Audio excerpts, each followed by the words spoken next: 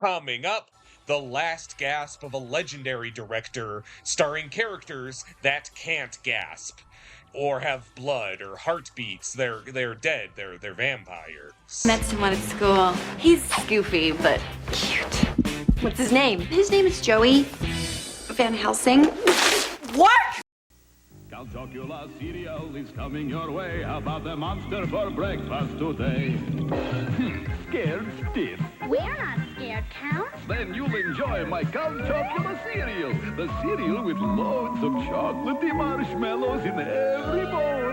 You can count them. It's part of this good, nutritious breakfast. And don't forget Frankenberry. I like him that way. How about the monster for breakfast today? This broadcast is intended solely Space for the Ghost, use of 15 seconds till audience. showtime. Any rebroadcast, broadcast, or retransmission without express written consent. Ready for a power trip. Science fiction, double feature, Dr. X will build a creature.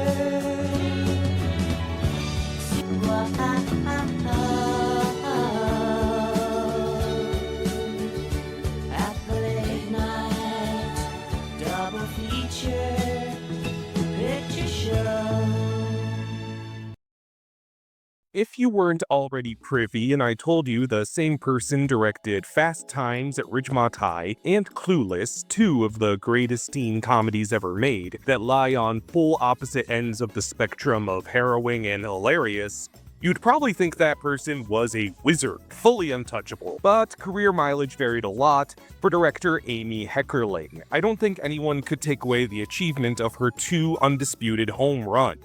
But it's hard not to feel the drop of just about everywhere else in between. To be clear, this wasn't an amazing front half slumped by a less so latter half of a filmography. Heckerling made some rough moves she wasn't happy with in between her works of undeniable genius. Her real cash cow was the Look Who's Talking franchise, a slam dunk from a commercial standpoint. And then aside from Ridgemont and Clueless being her universally loved masterpieces, you have some truly less flattering works that approach a failure to exist in the grand zeitgeist.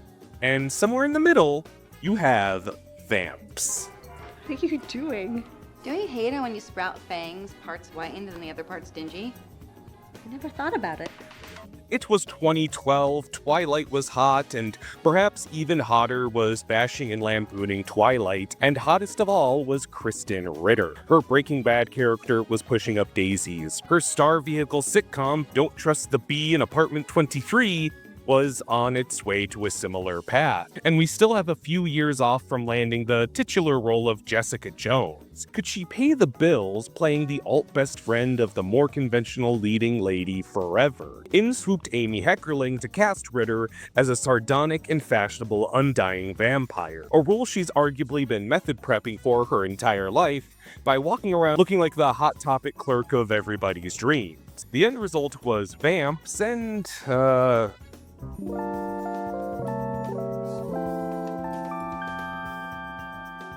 Heckerling would never direct again after this movie, as of the writing of this video, and this movie has rough edges that'll make the why of this nosedive somewhat evident. But if you have a soft spot for the distinct humanity of Heckerling's work, an interest in the sort of overlooked antiquity of the 2010s, and or a crush on Kristen Ritter that hasn't aged from that era, Vamps is well worth a look this Halloween. Staying young is getting old. Morning.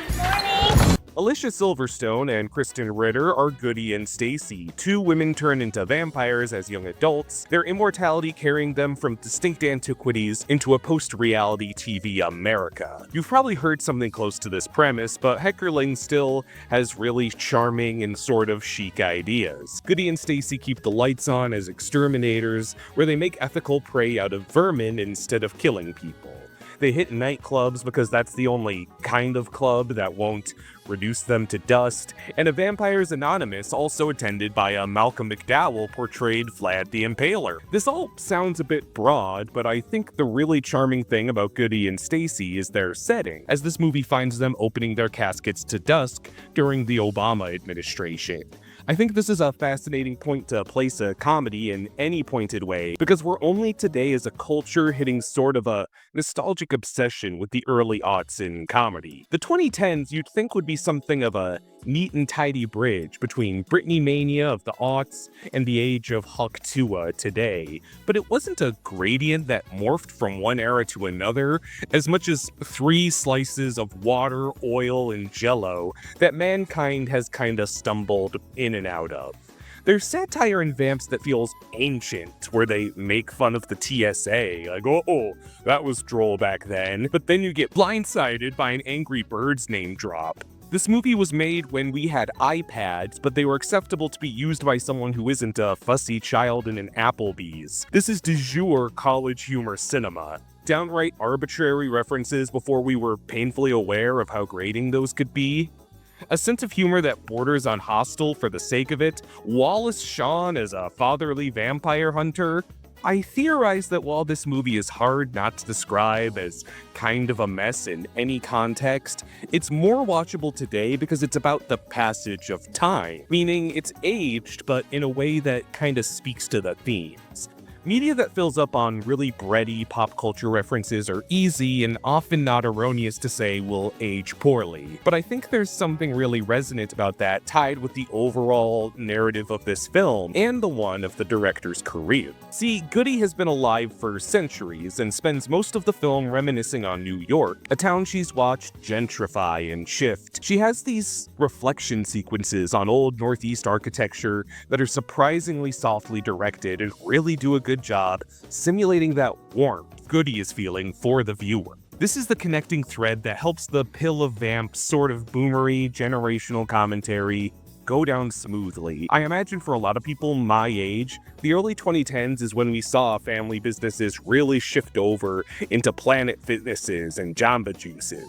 If you lived for centuries on end like Goody has, you probably saw more culturally shift within the single year we learned what Twitter, boba tea, and dubstep were than you did in some entire decades. What makes this movie such a distinct time capsule is that it isn't just gawking at new technology, it's gawking at new technology with historically short shelf life. It's the movie equivalent of Netflix DVDs, self-serve frozen yogurt, and Hoodie Allen.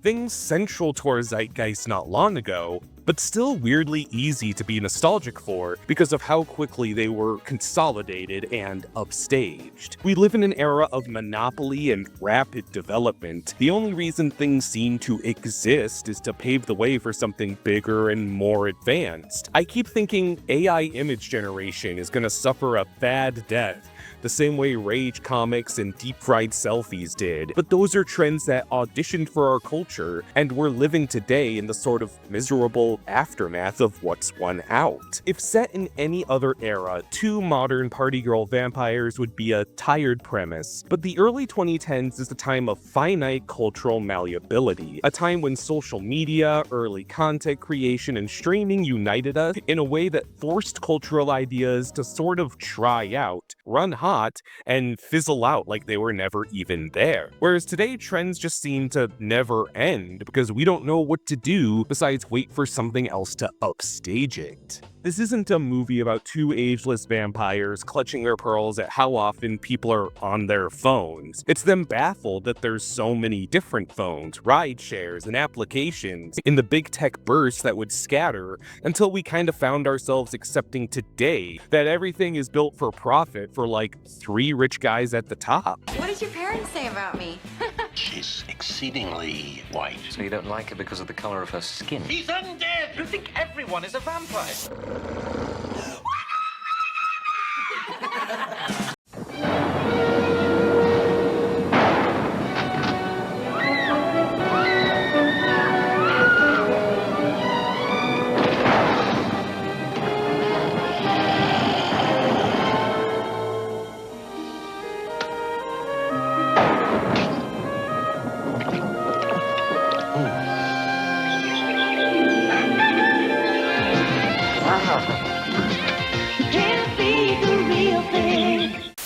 In keeping with Toonami tradition, we've changed the lineup, trying to keep it fresh. 5, 4, 3, 2,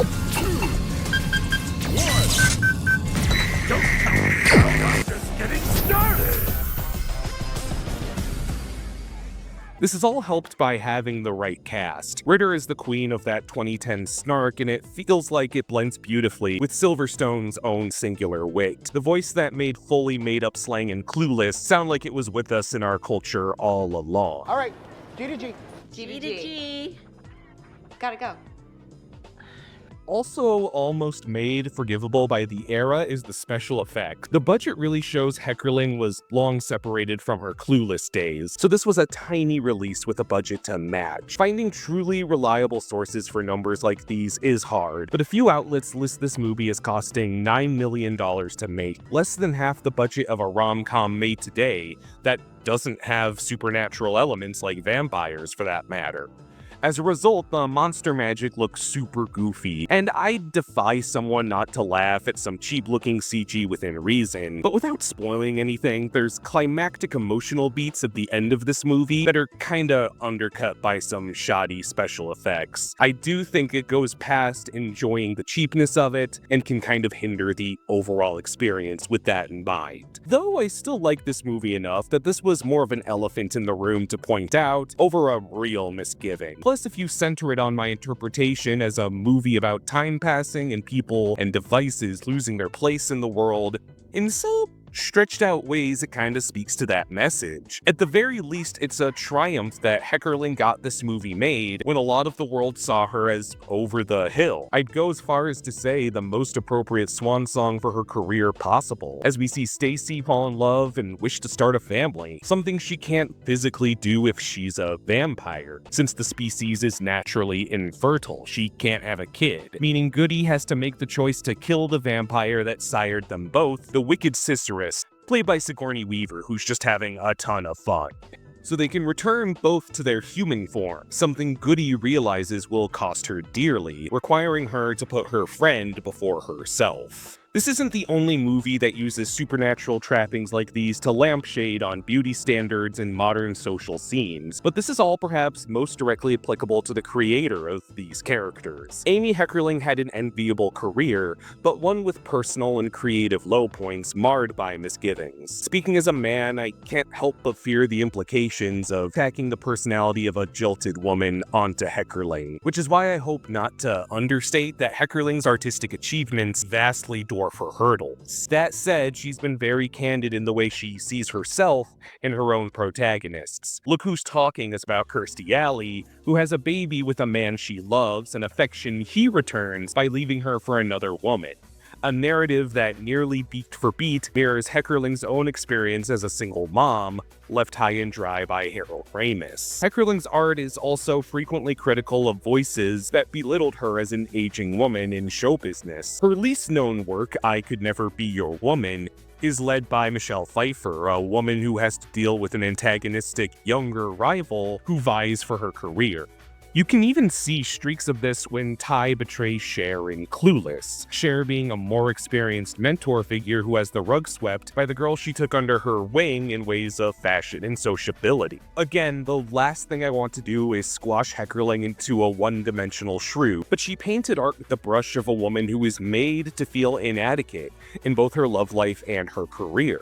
Her works reflect hardworking and ambitious women who frequently wind up betrayed and wrong. Ridgemont High focuses on a protagonist who has an abortion, the involved man of which fails to financially contribute or even attend for emotional support. I Can Never Be Your Woman almost reads like a revenge fantasy, bookended by weirdly pointed parody songs slut-shaming Britney Spears. I got a career by shaking my rear and making guys weird.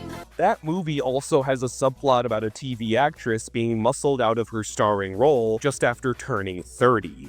Heckerling was clearly reckoning with complicated feelings. She's a woman working in Hollywood who was successful, but her record wasn't spotless. She didn't get the second chances a lot of men would get. The lovers of her life stranded her, and a lot of movies feel like vehicles for catharsis for all of these struggles, where Cher Horowitz and Molly Ubriaco, characters that feel very much like Heckerling self-inserts, win out with a happy ending.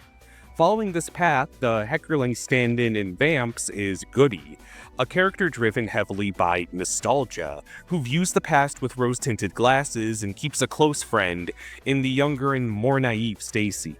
Stacy in many ways resembles characters that were counter to Heckerling's protagonists in films past, a bit younger, pretty enough to warrant some jealousy, and more accepting of a modern setting.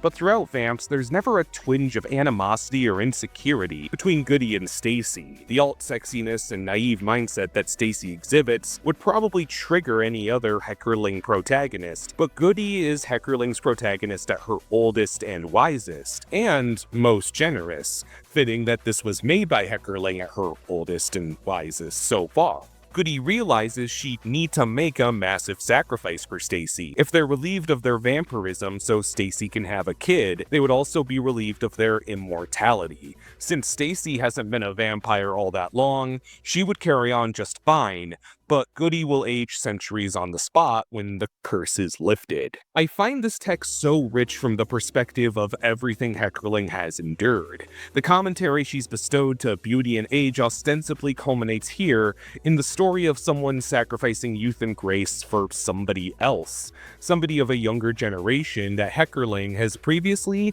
held in contempt in prior works. I just think Goody and Stacy's friendship is so beautiful with that in mind. I'm not Amy Heckerling's therapist or even her friend. It's just hard not to observe years of messaging that aged into mean spirits against younger women culminate in downright radical charity and acceptance of someone in that very same opposition. This is equally artful from the point of view of Goody's actress, Heckerling veteran Alicia Silverstone. Silverstone is the star of Heckerling's biggest hit Clueless, and she feels like she's passing the torch to the 2010s it girl in a ceremonious way here, sacrificing her youth and vitality for her best friend. Moreover, this was right when you kinda stopped seeing Alicia Silverstone on the big screen. Not to say she stopped working, but she definitely stopped booking parts as big as Batgirl. It would be another 5 years before her sort of resuscitation in films like Killing of the Sacred Deer and Diary of a Wimpy Kid: The Long Haul. Fully wild double feature, if you were wondering. This makes the dynamic between Stacy and Goody all the richer.